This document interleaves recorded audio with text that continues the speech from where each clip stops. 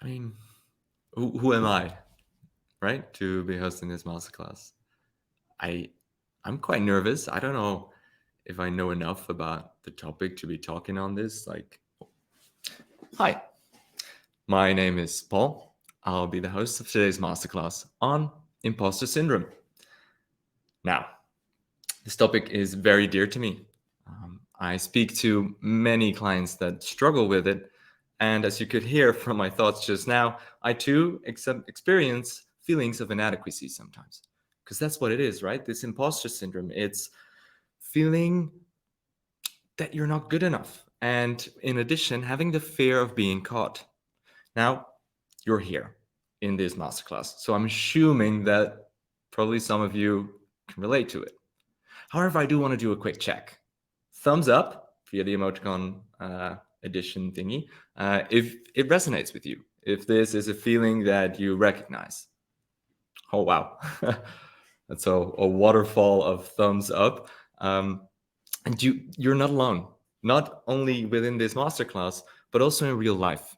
Research has shown that these feelings of inadequacy, of not being good enough, and the fear of being caught is something that 3 out of 5 workers experience during their working life.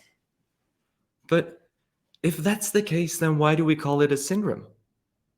Also, what can we do to battle these imposter thoughts? That is what we are going to talk about today.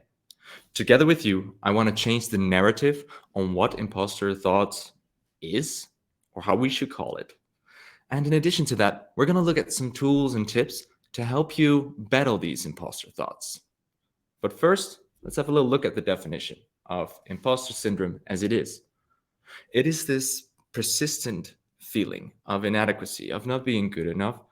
And it often also comes with a feeling that your own success is not due to yourself. And when you fail, it is due to yourself. And again, like I said before, also the fear of being caught as a fraud. You can see the little conflict in the slides, because sometimes it feels like that. It feels like you are wrong for not knowing enough. And like I already said a little bit, there is one hint or one way to notice that you are experiencing these imposter syndrome feelings, and it's called the fundamental attributional error. And it has to do with externalizing one's own success and internalizing failure. So, for example, after the masterclass, someone might come up to me and be like, "Hey, Paul, great masterclass." And if I'm externalizing success, that means that I'll probably go, "Okay, yeah, maybe it was good, but we have this whole new setup, better camera. It's probably just because of that." Or these people are very nice, so they're probably just saying that to make me feel good. And internalizing failure means that if I stumble or I forget something within the masterclass, it might be that I think that's because of me. I'm simply not good enough to be hosting a masterclass like this. Even though I could also use the same argument I was using before with the externalizing success, it's a whole new setup. Like, this is new for me, right? If again we know that so many people experience this, then why do we call it a syndrome? Why do we pathologize it? And I want to start there. I want to start to change the narrative for imposter syndrome. I want to do that by using one of my favorite psychological researches done in the history of psychological researches. It's a pretty big ask, but I love this one. It's Carol Dweck's research on the difference between a fixed and a growth mindset. Now, I'll walk you through the research. There's a control group. So they have 2 classrooms, right? It's full of kids, and they're going to do a math test. Let's say they're going to learn how to do subtraction or the root of x, whatever. There's one group, they didn't really do anything. It's a control group. But what they did check is whether there were certain beliefs about one's intelligence, about one's competence. So what they noticed, that there were quite some kids there that believed that they were either good or bad at math. It's fixed. There is also the implicit belief, I think sadly nowadays still, that boys are better at math than girls. And then there's the other classroom. and they did an intervention here. Now, I want you to join me in this little visualization and just imagine you're a kid in one of those classrooms, right? You sit down, you're figuring out your math test, and you're struggling a little bit. And this teacher comes over to you and goes, "Hey, I see you're struggling. I see that you are having some issues, you're making some mistakes, but why don't we first focus on what's going well already? I remember you had problems with the first few questions a year back. You were making mistakes, but now you learned how to do that." And that's exactly what will happen with this next part of the math test. You will learn how you become better through failing, and it's okay. Through effort, you can become better. How does that feel as a kid, right? If a teacher talks to you like that, it really changes your mindset from fixed to growth. In other words, believing that one's own effort can lead to better results. Now, the actual results showed exactly that. They were vastly different. The fixed mindset group, they had some good grades, they had some bad grades, and there was the difference between girls and boys. Growth mindset, that difference was gone, and both genders scored higher on the math test. Now, if we know how important it is to truly believe that you are capable of change, let's all just stop calling it an imposter syndrome. It's not a disease, it's not fixed. You are not a person with imposter syndrome. You experience imposter thoughts. It's way more flexible. And as we all know, thoughts come and they go.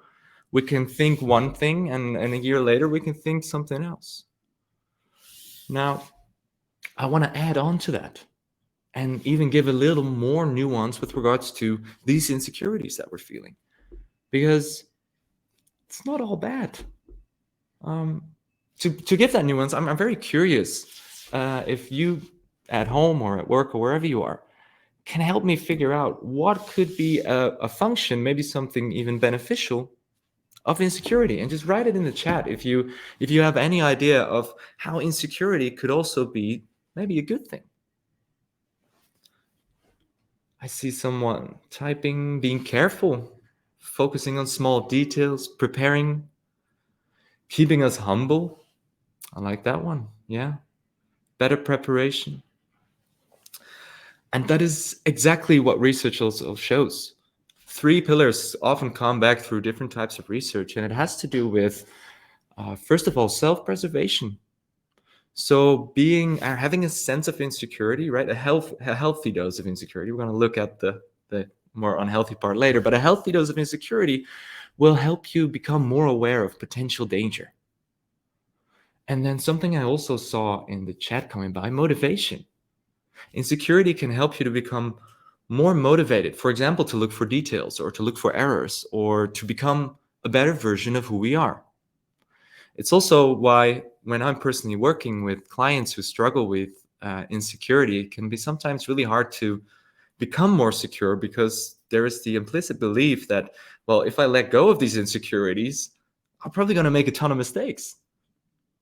But you are here in this masterclass, so I've got a feeling that probably the insecurity has skewed a bit too far to the too much side, and we can use a little bit more security, because even though there are these amazing functions of insecurity, too much can be hampering. I do not want to downplay that. So let's move on to the second part of this masterclass. Let's have a little look at the things we can do. Ooh, I'm now noticing that I skipped a part. If I were externalizing my failure right now, I would say it has to do with this new setup. But I do want to add this. I don't want to skip this, because this is an additional research on the function of insecurity.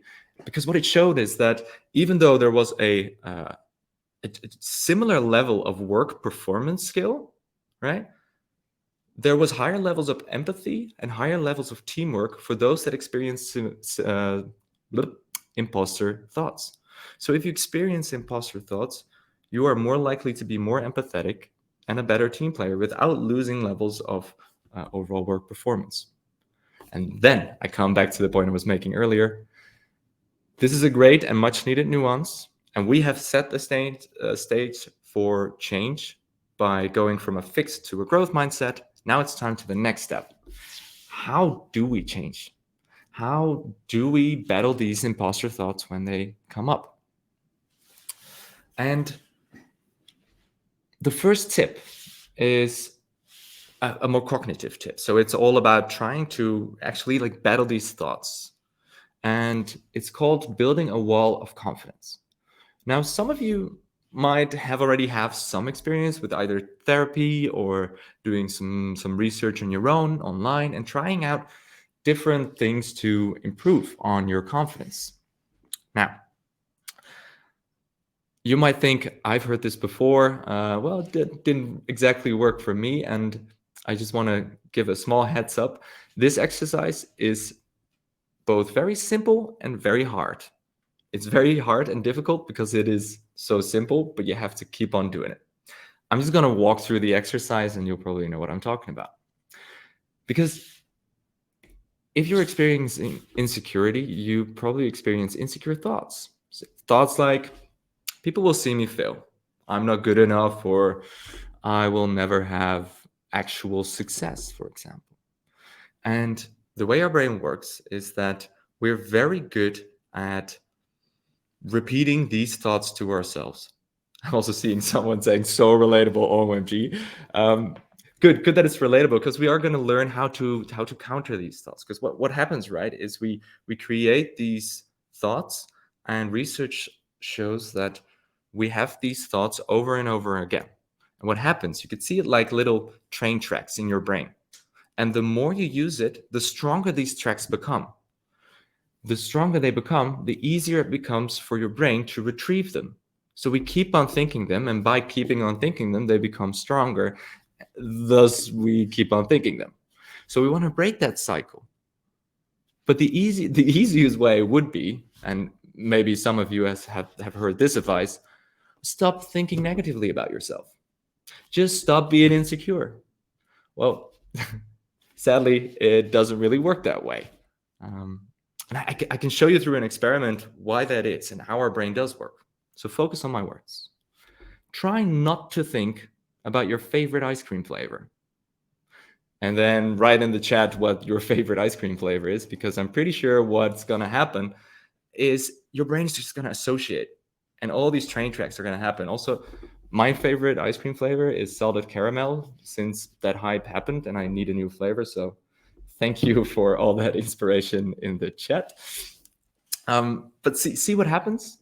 It's really hard for us not to think about something. So once those train tracks are there, once those connections are made, it's really hard to get rid of them. So we try something else. We try to build brighter train tracks. It's not about getting rid of the darker train tracks. It's about building those brighter train tracks. And we do that by actively forcing ourselves to think more positive about ourselves. And one way to do that is by building a wall of confidence. Or maybe you could even see it as creating your own train track, little train track city with all these positive thoughts.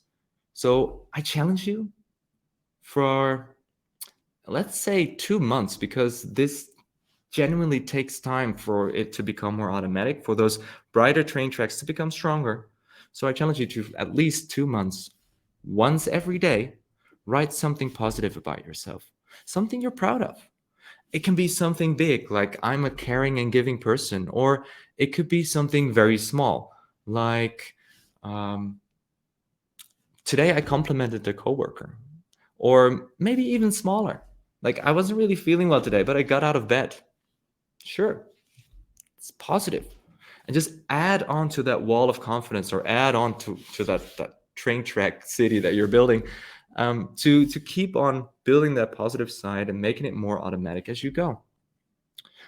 Now, on to the second tip, because the cognitive part is one essence, one part. But then there's also experience.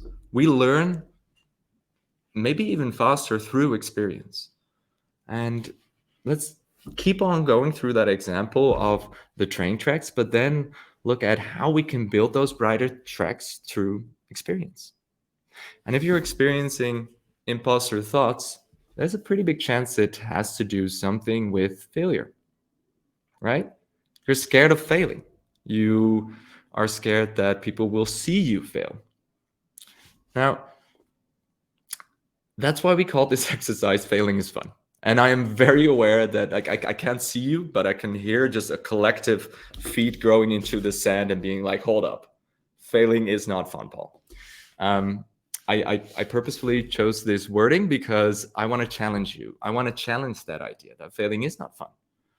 Because let's go back to the growth mindset that we talked about earlier, where those kids, they learned that through failure, you become better. Doesn't necessarily mean that it's always fun. But again, I want to challenge you to actively challenge yourself to fail and to start seeing the fun in that. Because more often than not, our fear of failure hurts us more than the actual failure. And the difference between our fear of something hurting us and the actual hurt is something that we see a lot where exposure therapy comes in. Let's take an example of a fear of dogs. A dog might one day bite you, and the train track between dog and danger is laid out. Now, every single time you see a dog, or maybe even thinking about a dog, the fear response will immediately go on. And you can also see that, for example, when you've had one uncomfortable meeting with a manager, then the next time your manager sends you an email like, hey, can we talk? Immediately your brain will go, oh crap, no, here we go. But the actual pain of having a conversation, or the actual pain of a dog biting you, like it sucks, it hurts, it really does. It sucks to endure. However, the fear beforehand hurts us more than the actual pain in the moment. And through exposure, as you can see here also in the second picture, the lady's still scared of the dog. However, she overcomes her fear by simply experiencing that some dogs, no, they're kind. They're actually loving. They wag their tail in a way that makes me happy. Now, by experiencing this, the association between dog is danger does not immediately go away. But what will happen is that a more nuanced view will arise, because dog is danger sometimes, but dog can also be cute. Dog can also be loving and having a wagging tail that makes me laugh. So that is what I challenge you to do. I am going to ask you to fail on purpose. Again, I can feel you all collectively clenching. But yeah, it's true. I want to ask you to fail on purpose. For example, through writing an email with an error, something a lot of people are very scared to do. In this example, someone sent Nicolas an email like, hey, thanks for getting back to me so fast. I know you're very busty at the moment. Nicolas is not busty. He is busy, but he's not busty. So this definitely is an error. But the email did get sent, and the person sending the email will know that they will survive. Like, Nicolas will not freak out, or you will not lose your job over it. Now, obviously, there are moments and situations where you don't want to lose your fear of failure. There are moments that you really do want to shine. But if you're here, there's again a pretty high chance that you have more fear of failure than is actually good for you. And it can really hamper your overall work enjoyment and performance. So this exercise, to make it more concrete, I want you to write down things that you are scared of. For example, writing a wrong email, or maybe even mispronouncing the name of your manager, or walking into an Albert Heijn and asking, where's the nearest Albert Heijn? And I just now realized I'm doing an English masterclass. The Albert Heijn is a supermarket. But like walking into a supermarket and asking where the nearest supermarket is, for example. And do these things that scare you. And then through these experiences, learn that even though it was scary and maybe it hurt a little bit, you will survive. And this is a very powerful tool for building those brighter bridges. So practice by building your confidence wall, writing down one positive thing about yourself every day, and keep it up for a while. Let's say 2 months. And then expose yourself to all kinds of failure, from small to big. And who knows, might even enjoy it. So, in short, our masterclass of today, we have changed the narrative on imposter syndrome and changed it to imposter thoughts. Way more flexible. And we looked at how insecurity is not always all that bad. but it can be hampering. So we gave you 2 tools to practice on this insecurity. The first one is building that confidence wall, and the second one, learning how failure is fun. So, who am I to be hosting this masterclass? The question I asked myself before we started, well, my confidence wall will tell me, I got this. I've done a masterclass before, studied psychology, I'm good. And through failure is fun, I've learned that even if I don't, even if I mistake something, even if I stumble, even if I forgot, which I did, I will survive. So I challenge you all, get to failing and have fun while doing it. I think it's time for some questions. I think I have a wonderful host passing some questions on to me. And I will look at it. I see one of the questions from Marjorie. You said the fear of failure ends up hurting us more than the failure itself. Do you have any tips for the following? For me, I don't think it's the pain of the failure that I'm afraid of. I'm more so afraid of my own thoughts and judgment after failing. All right.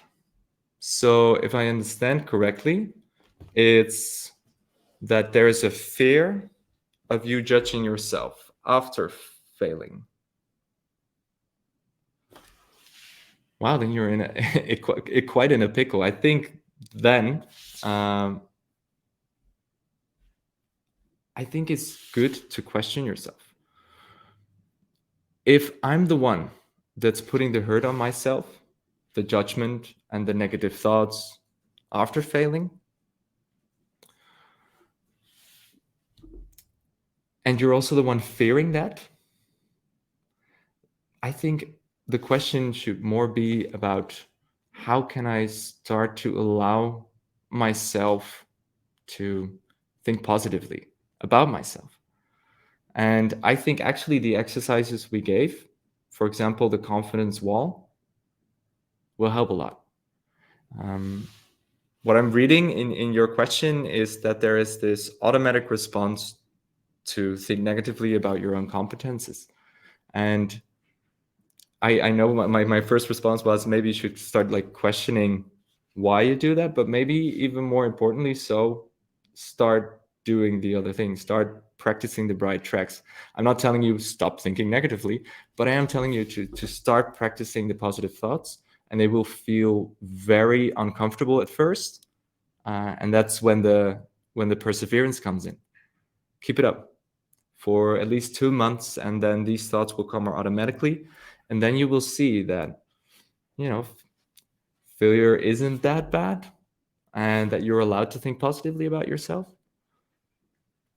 Also, in addition to that, it might be that it's really hard to do this by yourself, right? If you really are struggling with these intense insecurities and you feel stuck, know that it's very normal to get in contact with a psychologist specifically on this topic. But thanks for your question, and also it shows vulnerability to even ask a question like that in a masterclass. So that is one of the positive things you can write about yourself and your confidence wall. Alina says, I have pretty bad imposter syndrome, imposter thoughts, and often look for evidence that proves that I am undeserving of where I am or what I have earned. So criticism, even constructive, can really send me down a downward spiral for days. How can I deal with this better? Practice.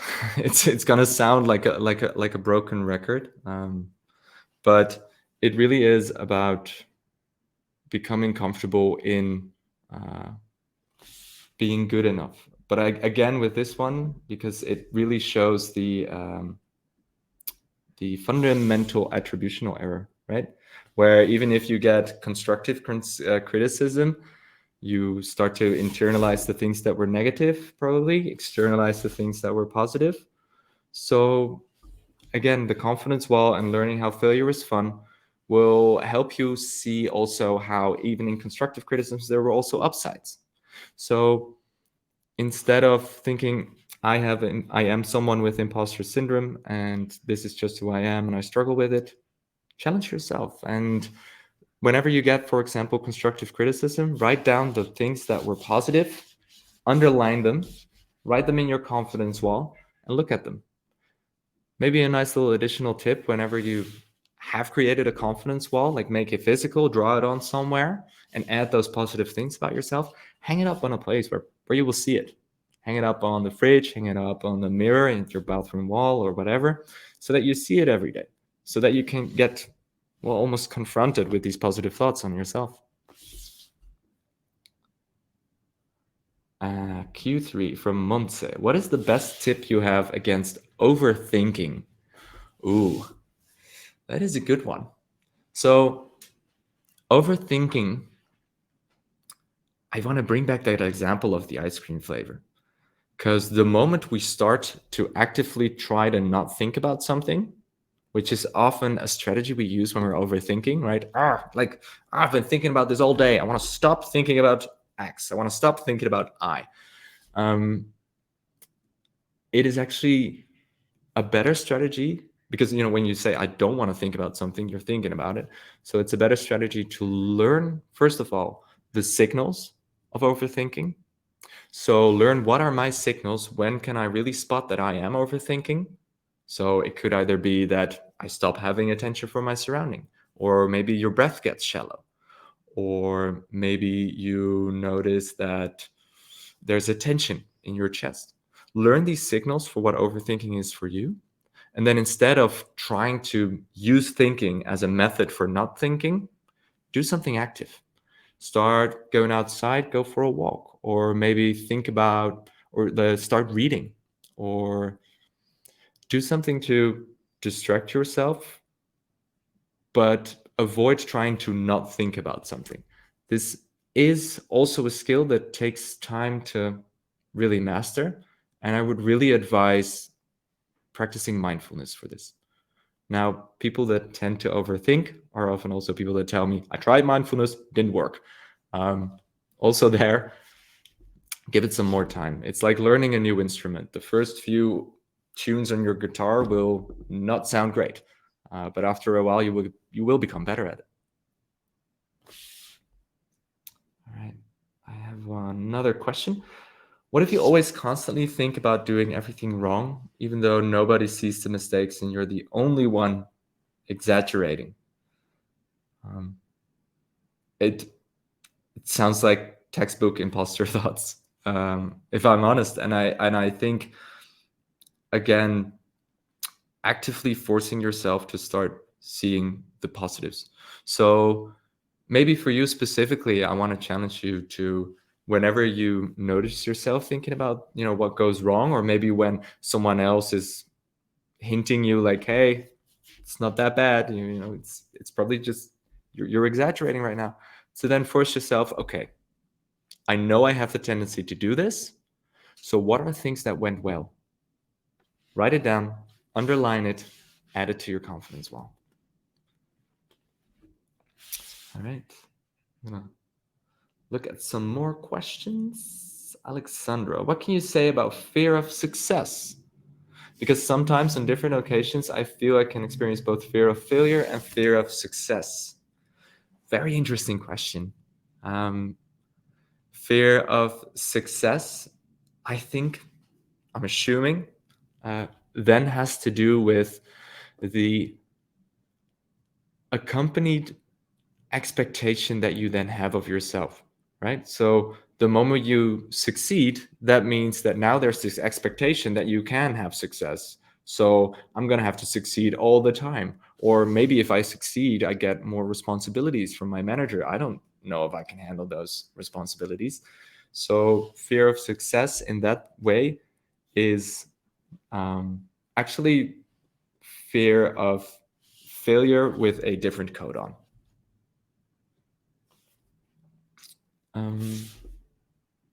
Aaron asks, how can we view failure as fun when it sometimes has actual consequences? For example, in the workplace where your reputation would be compromised. Again, great question. I think that, again, I want to restate that failure can have actual consequences.